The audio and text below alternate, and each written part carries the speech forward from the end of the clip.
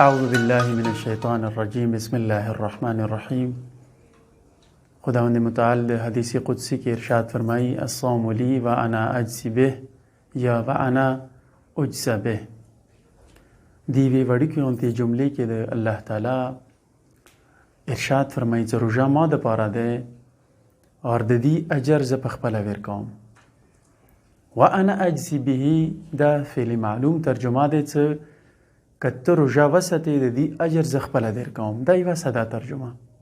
د دې جملې دوی حصے دي. الصوم لی پروردگار دی چې د روزه ما د پاره ده در حالی کې مو کلسترګي غړوم دا ټول کائنات کون و مکان څه شی هم دی د پروردگار سره تعلق لري. ان لله مو پروردگار د پاره یو و ان الیه راجعون اور هغه طرف ته مو روان یو مو برگشت مو پلٹ اور د مو تلونه د مو آخري خاتمه هغه پروردگار طرف ته ده.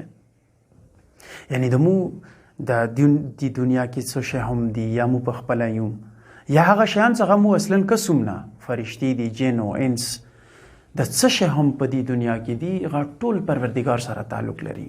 خو بیا ویلي پروردگار عالم یې چې الصوم لی د روزه ما د پاره ده.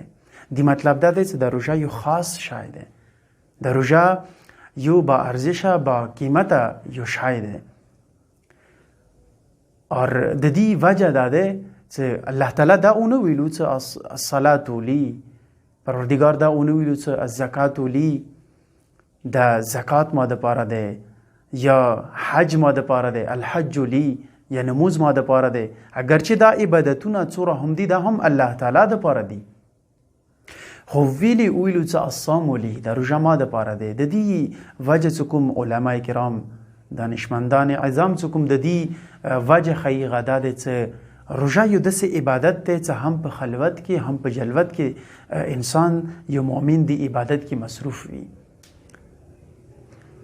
ویلې چې مو معاشره کې سترګې غړوم ډیر داسې مؤمنان ډیر داسې انسانان مسلمانان شته دي چې اټول بلکې غو په ظاهر کې هم ته روزه حالت کې وي او په خلوت کې او په تنهایی کې هم روزه حالت کې وي.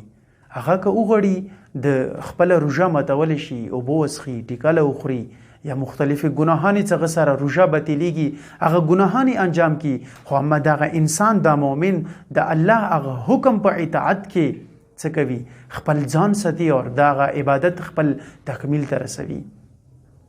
وانا اجزا به الله تعالی دی چې کچوک روزه وستی د روزه ما د پاره دی اور د دې جزا زویر کوم. خو بل ترجمه دا کوي چې د دې جزا ز په خپل جوړېږم د ما رضا د دې جزا ده. رضای پروردگار ډیر لوی شای ده. مقام لقاء الله د پروردگار هغه رضایت حاصلونه دا ډیر لوی شای ده. دې لپاره حضرت امام حسین علیه السلام سید الشهدا هغه لوی هستی پروردگار رضایت د لپاره خپل ځان قربانوي چې زه د پروردگار هغه خوشنودي حاصل کم د پروردگار رضایت حاصل کم. پس کوم یو انسان چې دیر شوریزي روزه وستی هغه په رضا په مقام باندې د الله تعالی رضایت په مقام باندې رسیږي. هغه نه الله تعالی راضي کیږي هغه نه الله تعالی خوشاليږي صرف دیر روزو سره. خو زه قربان شم خپل مولای کائنات حضرت امیر المؤمنین علیه الصلاۃ والسلام نه چې هغه ټوله زندگی الله پر رضا کې تیروي. من یشری نفسه ابتغاء مرضات الله. هغه یو کس چې خپل ځان الله رضا کې خرج کړلو خپل سودای الله تعالی سره وکړله هغه هستی چې ټوله زندگی الله تعالی رضا کې تیر کړله دغه به څه مقام وي. ځکه هغه په مقام د عین الله رسیږي هغه په مقام د ید الله رسیږي هغه په مقام د لسان الله رسیږي. هغه چې کوم کار کوي هغه خپل کار خپل الله تعالی دغه کار خپل ځان طرف ته نسبت ورکوي. او د رسول اکرم صلی الله علیه و آله وسلم په باره کې قرآن مجید کې دغه جمله و ما رمیت اذ رمیت ولکن الله رما چې د کومه شګه د کوم ریکت دشمنانو طرف ته ورشاړي د ته نه ورشاړي د ته نه ولي ورته د زولم. یعنی د رسول اکرم په دې مقام باندې فایز دی چې دغه هر یو فعل الله تعالی خپل ځان طرف ته نسبت ورکوي. د رسول اکرم هر یو قول خپل ځان طرف ته د قول نسبت ورکوي. وما ينطق عن الهوى ان هو الا وحي يوحى. د رسول اکرم هغه قول خپل قول طرف ته دغه قول نسبت ورکوي. د رسول اکرم فعل خپل ځان طرف ته دغه فعل نسبت ورکوي.